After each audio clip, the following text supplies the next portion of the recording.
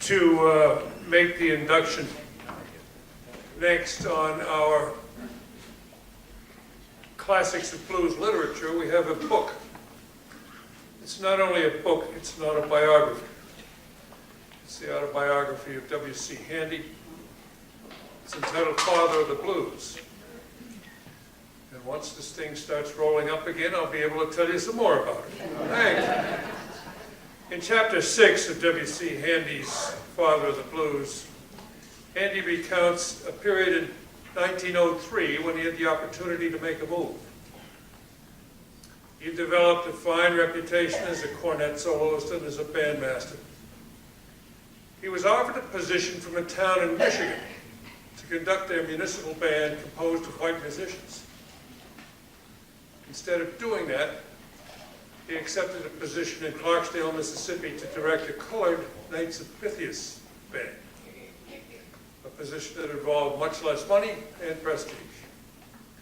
But as he stated at the time, he said, "For no good reason I could express, I turned my face southward down the road that led inevitably to the blues." And aren't we glad he did? Yeah.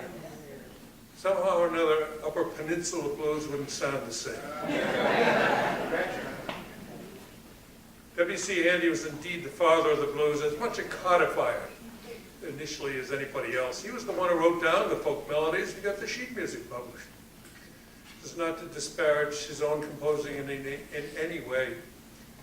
Is there a better American song than the St. Louis Blues? Not to my mind. The book was originally published in 1941, and it has rarely been out of print ever since that time. There were not a lot of autobiographies by black artists in 1941, but Father of the Blues set a very high standard. Handy was still composing in 1941, but a good portion of his music was spirituals. From 1924 forward, there was at least as much sacred music as there was blues being composed by him. Among the features of the book is a list of his own compositions and other writings. Father of the Blues was actually his third book, but it's the one he'll be forever remembered for. To accept the Blues Hall of Fame Award for Literature, W.C. Handy's grandson, Dr. Carlos Handy, is here.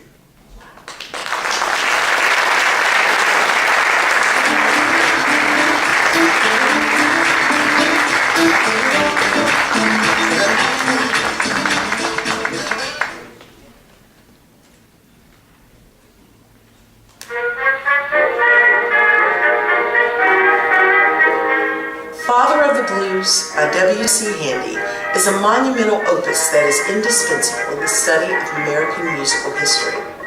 Published in 1941, the book traces Handy's background as a trained orchestra leader, his discovery of the blues, and the struggles he endured to become a successful music publisher. It is often cited as a primary resource in the early years of blues history. No book is more deserving of designation as a classic of blues literature.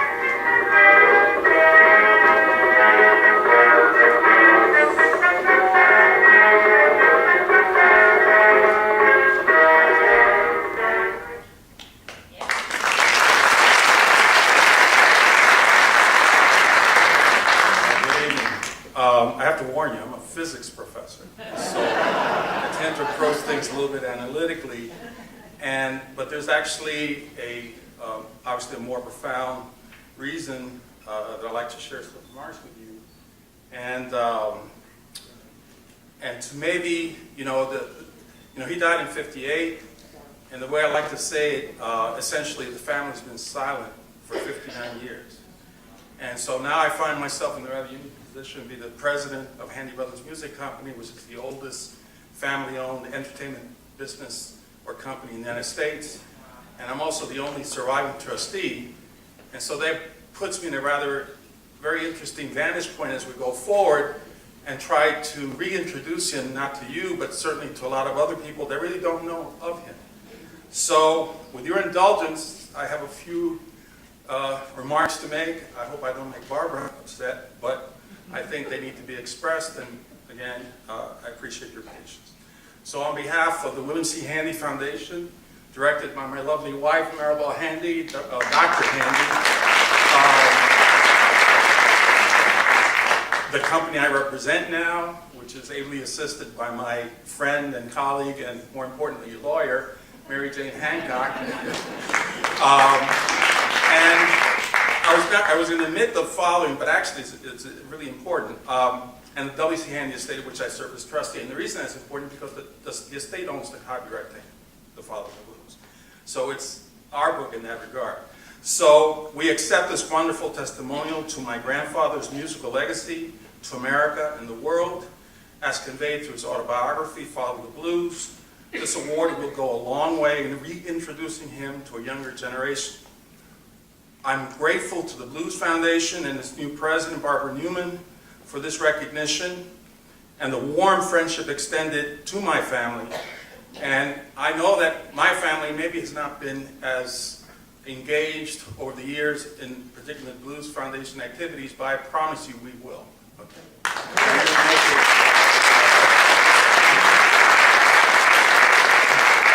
So we will have a continued presence. Next year, as I indicated, will be the centennial of celebration of the company. It's 100 years. You all know that it was originally, well, it previously existed as Pace and Handy here in Memphis, but in 2018 they relocated to New York City. And to make the long story short, effectively starting in 2018, the corporate structure that became Handy Brothers started and continues, and that's why we're celebrating its centennial next year, and we hope to put forth a series of events which will enshrine that. I wanted to say, and I don't want to take too long, my real name is Charles, because the Handy Brothers refers to my grandfather and his brother Charles. So I'm called Charles on my birth certificate, but for reasons you'll see to do with my Hispanic heritage, I wanted to call myself Carlos. So I'm Carlos. Okay. Now, W.C. died when I was 8 years old, and my memories of him are based on the few times and photos that I have of being by his side. His legacy obviously was instilled in me by my father, William C. Handy Jr., and my mother, Leonor Maria Cartaya Handy, who was born in Matanzas, Cuba, and the strangeness of all irony, Matanzas, Cuba is the birthplace of Afro-Cubans. So she knew of him. She came here on an academic excursion in 1947, and she already knew W.C. Handy, and wonders of wonders, she happened to be in the same building that my father, who was a widower at the time, was living, and one thing led to another. Actually, my half-sister, Wilhelmina, who's still alive, says she's the one that introduced my father to my mother, so I owe her a lot. So the thing is, obviously, as I got older and I was able to read the book, I was able to connect to my grandfather at that level, and when I read his book, I realized, and I know this sounds a little quirky, but I'm very much like him, okay? He loved math, that's what he says. Well, I love math since I was born.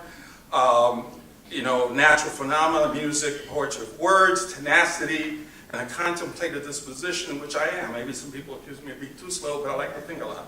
So, and more importantly, honesty. Okay, you can say whatever you want about my grandfather, man was honest, and I will defend him to the grave. The man was honest. He conveyed, he gave attribution in all his works, and some people go around saying this and that, but he acknowledged everybody.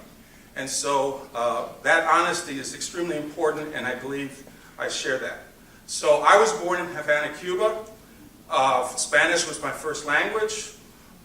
Through my blood runs, I'm trying to be a little prophetic here, through my blood runs not only my grandfather's heritage, but the Lukumi Yoruba traditions of my Afro-Cuban roots. And one of the most remarkable things I learned recently in studying that thing is that the Yorubas believe in lineal reincarnation. That is, that the grandfather comes back through the grandson if he's a good man. And I believe in my heart that there are things, emotions that I share, and when I read his book and sort of have a sense of who he was, that I genuinely believe I can feel what he feels. Now,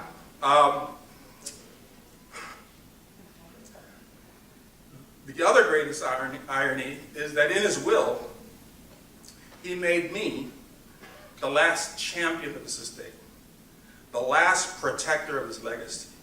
And in fact, my branch of the family is the only one that bears his name. So I have a special commitment not only reintroducing him to the greater public, but to make sure that he's respected, as obviously you all have given that respect, but there are issues that need to be addressed, and we're working hard to correct those. And so that's part of my personal involvement in this thing. So next year, we're going to celebrate, as part of this centennial celebration, something called Handy in Havana. And it's interesting, everybody remarks on the 1903 epiphany of the train station experience and stuff, but when you look carefully at his life, you realize in 1900 he went to Havana, Cuba. And I'm not going to share all the details of what Handy in Havana is all about, but if you're smart, you can start to figure certain things out. And so that is one of the things. So I believe, and through family lore, that yes, as in his book he indicates that by some strange magic, he decided to go to Clarksville, Mississippi.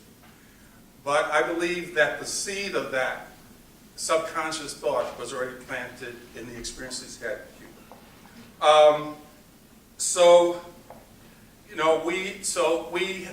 I'm very ambitious for the future. We're entering into negotiations on trying to transform his autobiography and those anecdotes of his life that I'm aware of through family lore into a miniseries, TV miniseries. I have enough contacts with people in Hollywood that I believe I can encourage them to seriously pursue a second film version of his life, a little bit more faithful than the Nat King Cole version. Going back to Handy Havana, so in 1900 he visited Cuba. You know, the problem is I want to be a little bit free flowing, but then I realized I get into trouble because I started going off script. So I'm going to do what Trump doesn't do. I'm going to try to stay on script. So as noted in his book, in 1900 he visited Cuba as the band director of Harris Colored Minstrels. They performed at the Teatro Peyret, which still stands. All this took place 3 years before the famous 1903 Epiphany. Handy spent 40 years trying to understand the blues. And Handy in Havana will provide a new perspective on certain events that galvanized his resolve to pursue the blues. I thought that was a bell. To pursue the blues, as made known to me in part through my family lore. So since taking over Handy Brothers Music Company, it has been my intention to revitalize his image.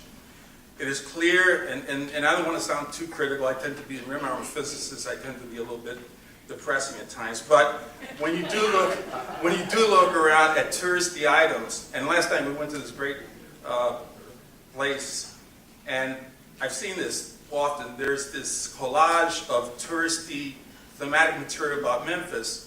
There's everybody, Stax, everybody, but you can't find Handy. And I don't know why, right? It's like he's, I won't say deliberately, but he's not there.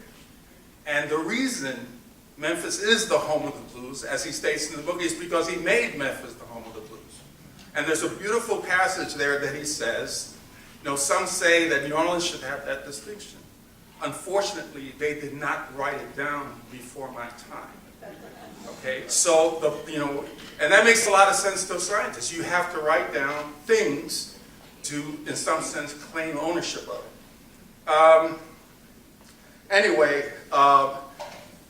We're also entered into discussions with Mayor Strickland on revitalizing the Handy home.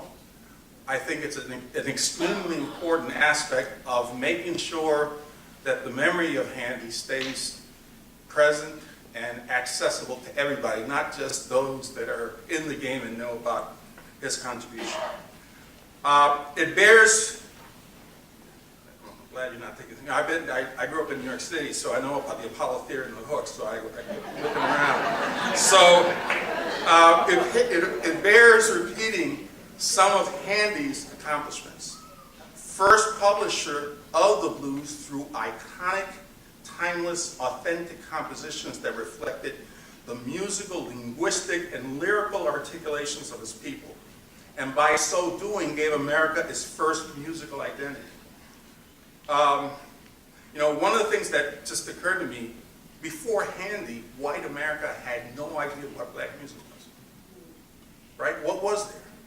Ragtime? Ragtime, yes, was influenced by Creoles and blacks, but when you hear it, it sort of comes across as traditional Western music.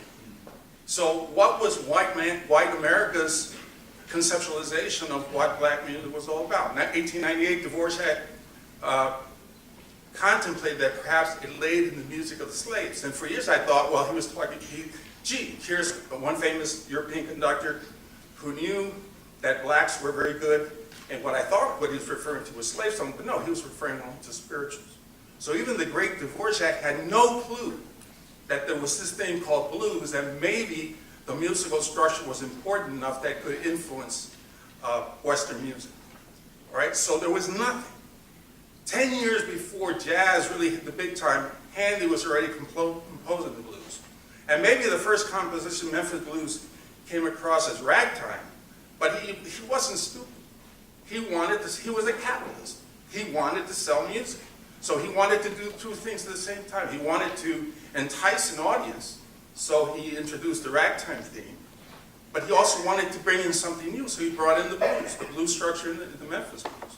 But the second blues, the St. Louis Blues, that's more authentic in terms of his bluesy aspect. So he did both. So continuing with this, his music is very adaptable to many genres. I hope you know there's something called the basement blues. I'm sure you do. Every time I hear it, I'm falling in love with it. It sounds like a Western. He's obviously the famous composer St. Louis Blues. I think the St. Louis Blues is being arranged like over 1,600 times. He was the first black musician to show other musicians how to protect their intellectual rights. He was a founding member of my mouth is getting dry. A founding member of ASCAP. Okay, in the early 20s, he was the inspiration for the first fusion of blues and symphonic composition through George Gershwin's Rhapsody in Blue in 1924. He was the first black to coordinate an all-black show at Carnegie Hall in 1928, et cetera, et cetera. In other words, he represented black music in its heyday, and he was the man. At his funeral, there were 150,000 mourners lining the streets of Harlem. A pillar, and he was one of the pillars of Harlem Renaissance. He was the first black musician to show his people that they could have it all. All right? And all those elements, my mouth is getting dry and I know I'm running over a lot of time, but all those things make up the man, not just his songs. Okay? And that's what the people need to remember and to respect. Right? So he wasn't, I'm convinced he was not a tremendous performer. And everything we've heard is performers, performers, performers. And we're in love with that, obviously. But there's the intellectual side, right? There's the person who has the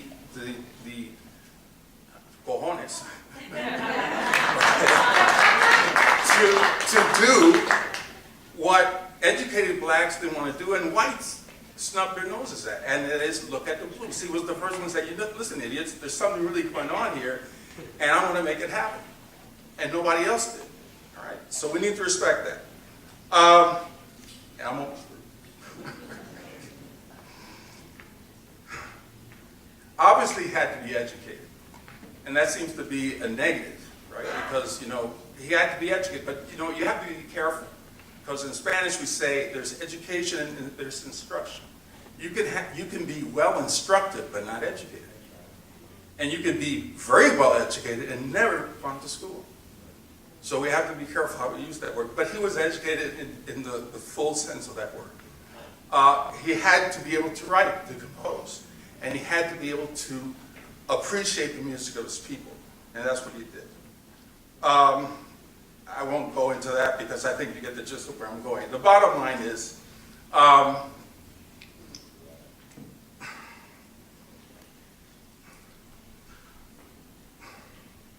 the one thing I see, sometimes I taught, there was a party I went to, there's a new documentary that's coming out by Joanne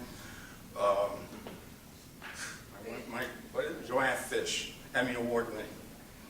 And she had a party, and there was a Brit there, and I was talking to him about this, and then he said, oh, people want to hear musicians that have suffered and look like they lived a lowly and stuff like that. And I'm saying, what are you talking about? If you read the book, he was living penniless off the street of St. Louis.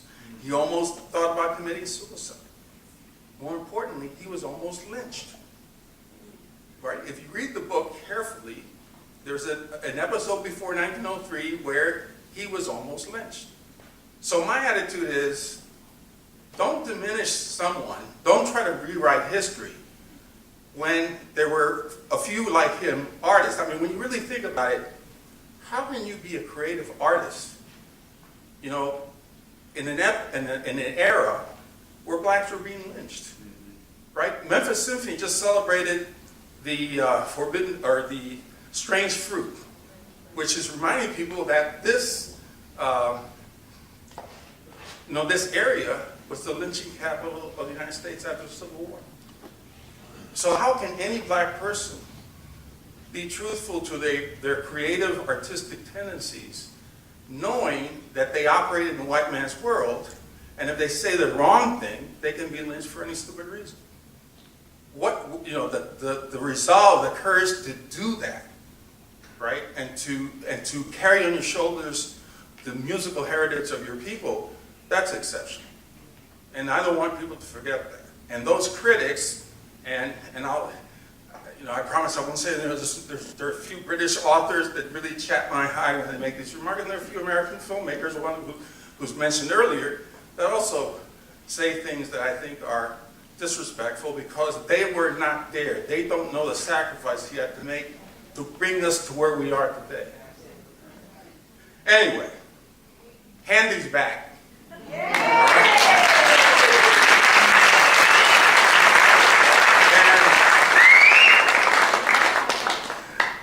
And I want to say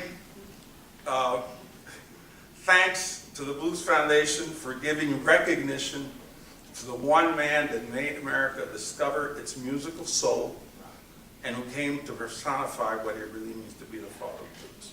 Thank you.